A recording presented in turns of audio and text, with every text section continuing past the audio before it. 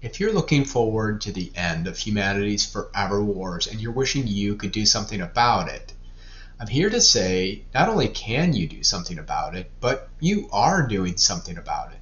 So today we're going to discuss all of that and end with a call to action for all of us.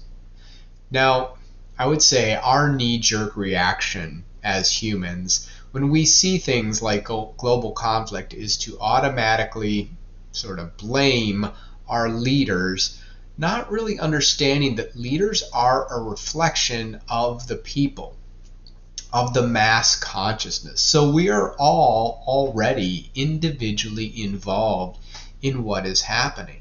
And it puts, when you understand that, it puts a lot more responsibility on your own shoulders to really do your part in lifting up the consciousness of your nation and of humanity as a whole to make a difference.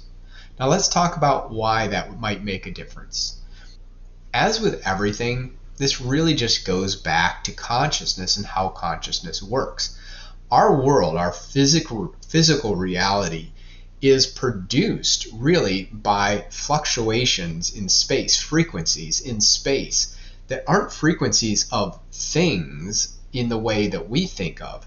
These frequencies actually determine the appearance and therefore the structure of any energies like electrons, protons, neutrons, and even things smaller than that.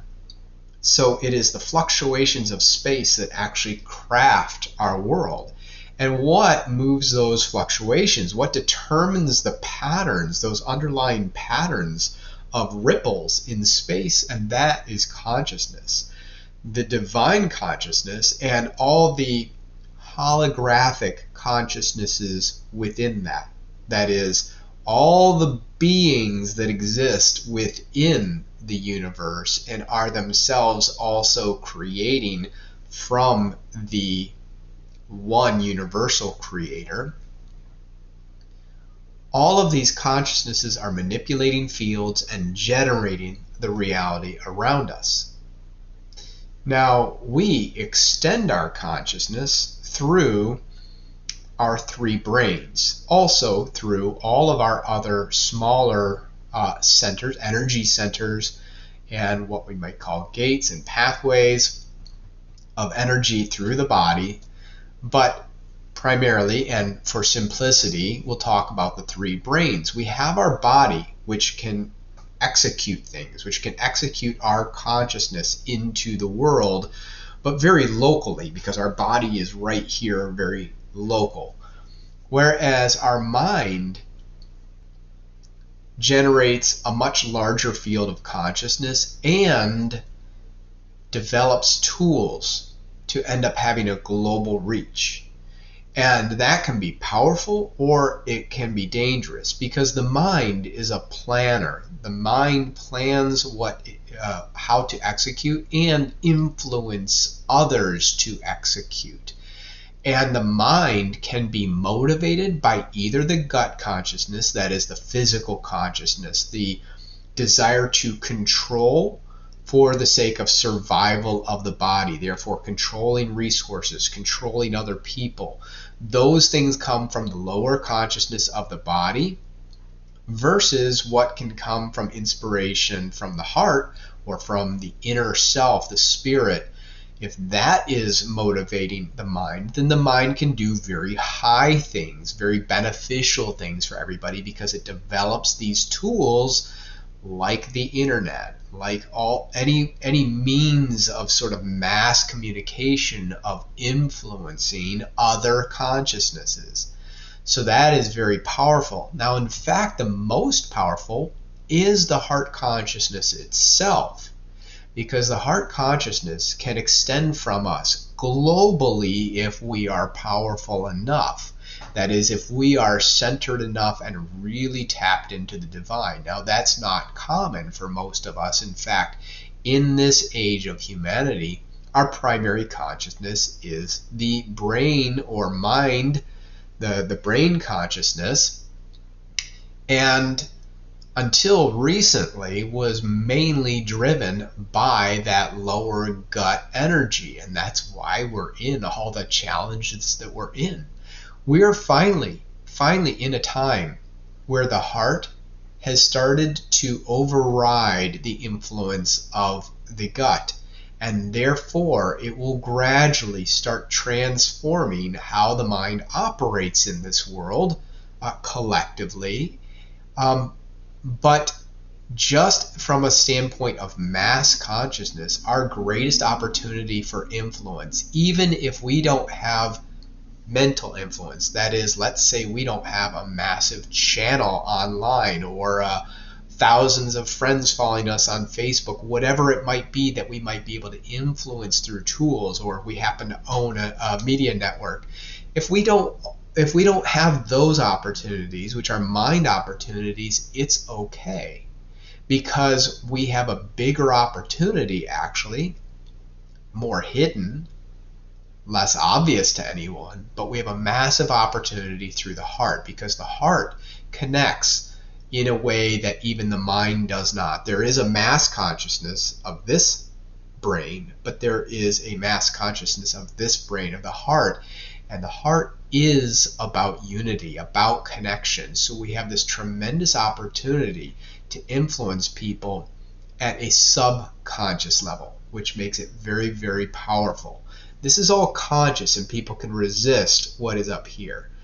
They cannot resist when they are tapped into their heart, the pull of the heart, the influence, the intuition that it provides. It is subconscious and very influential. But to have that influence ourselves, we need to align with spirit. That's what opens the heart. This is being in the present moment, being loving, being grateful, and being peaceful. All of those are energies of the heart. And as we develop those, we actually develop more influence than we realize.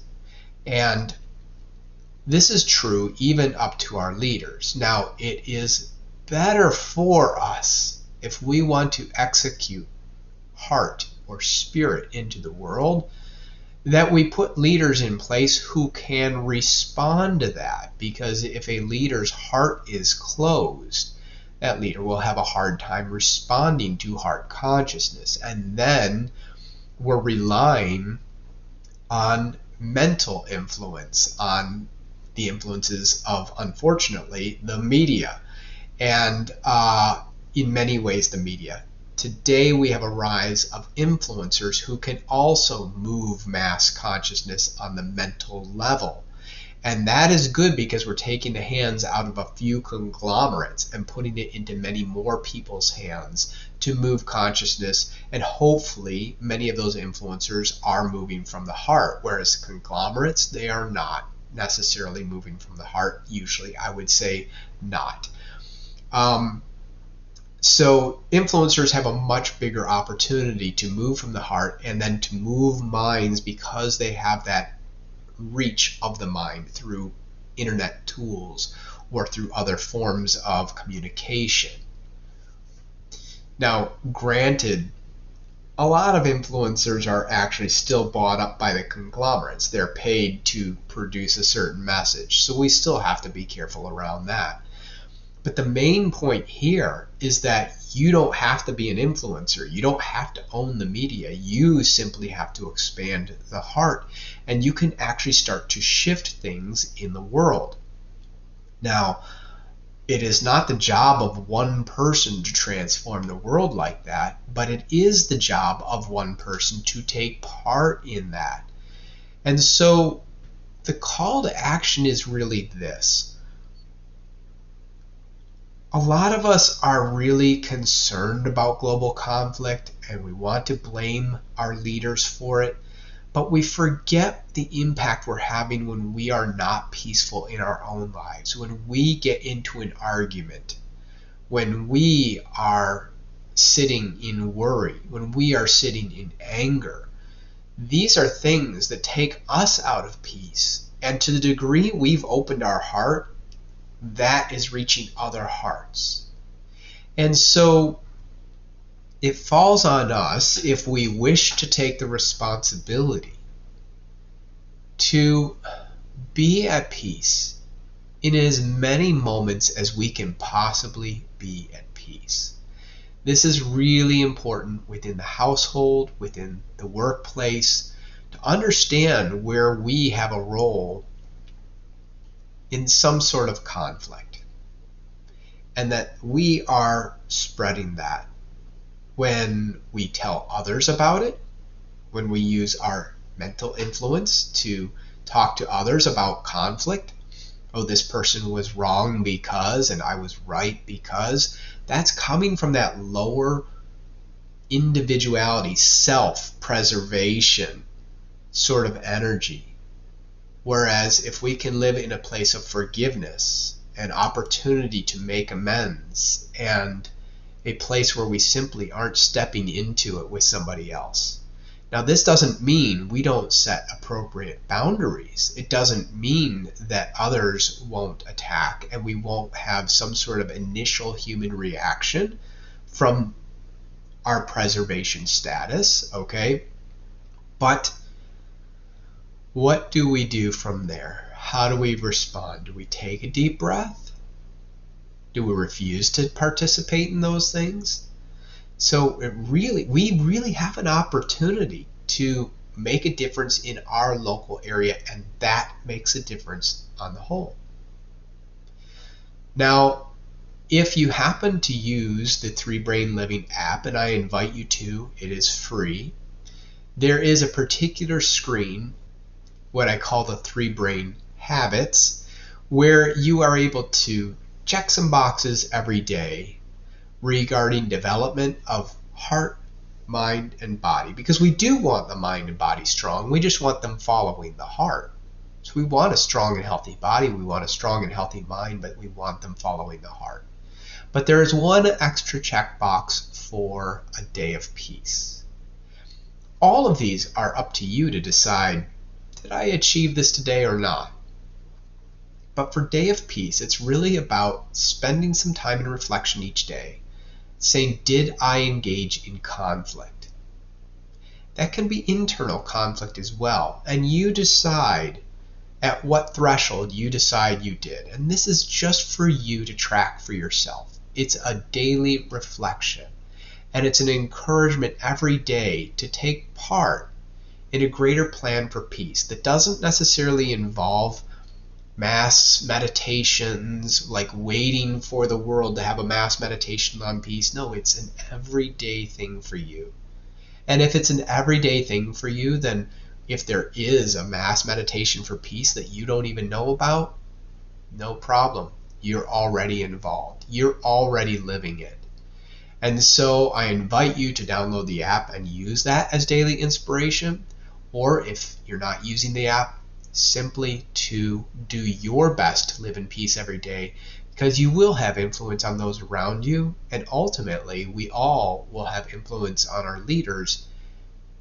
And let's see, can we transform the world and bring a little more peace? I like to think so. We'll see you again soon.